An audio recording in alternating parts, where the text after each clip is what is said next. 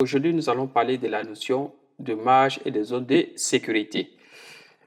Très souvent, lors de la mise en page, nous constatons de façon malheureuse des livres photos où les marges sont coupées. Pourquoi? Parce que tout simplement, les zones et les marges de sécurité n'ont pas été respectées.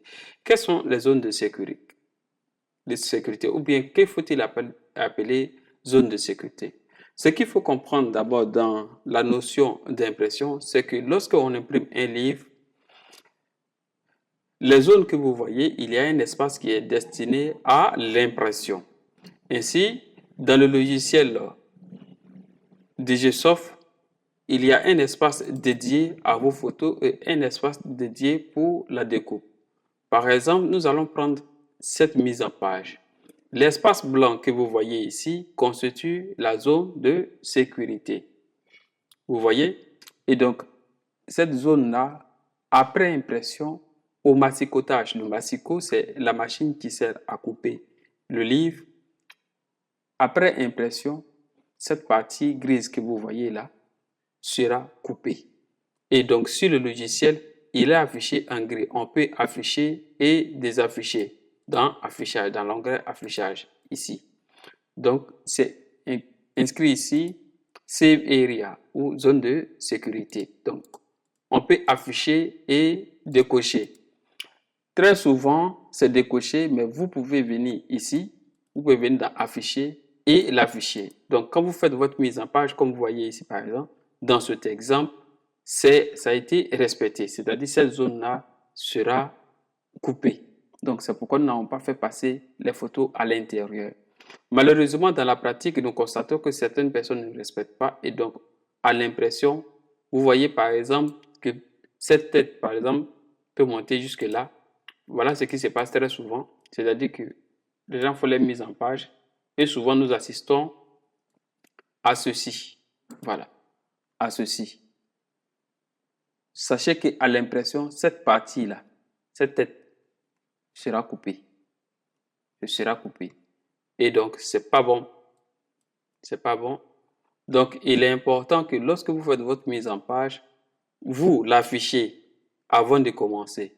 Et si d'aventure vous avez fait votre mise en page que après vous constatez que vous n'avez pas respecté les zones de sécurité, c'est très simple. Pour pouvoir le faire, vous venez ici, vous faites sélectionner, vous faites clic droit, grouper et vous maintenez la touche marge enfoncée et vous réduisez comme ça et vous restez dans l'espace blanc qui est là. Aussi simple.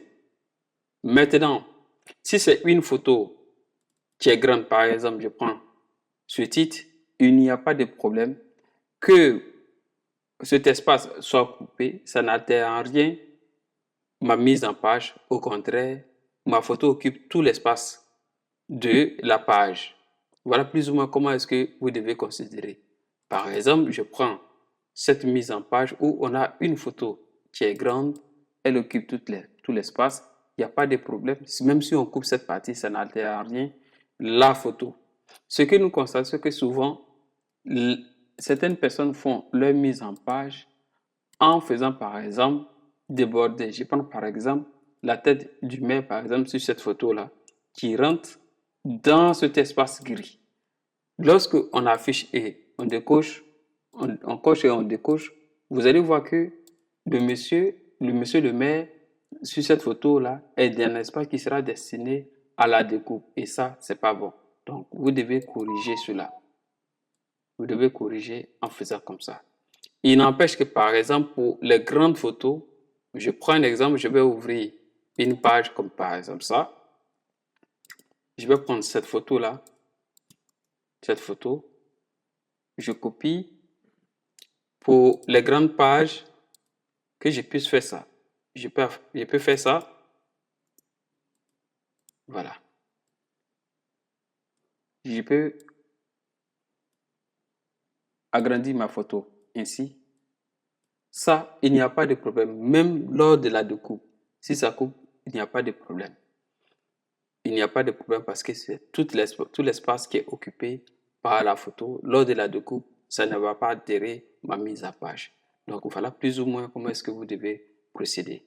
Sachez une chose, lorsque vous faites votre mise en page, sous l'effet de la pression, vous allez oublier les zones de sécurité. Donc le mieux, c'est de tenir compte de ces notions lorsque vous faites votre mise en page. La partie grise, peu importe le long que vous attribuez, cette partie grise qui est là est destinée pour la découpe.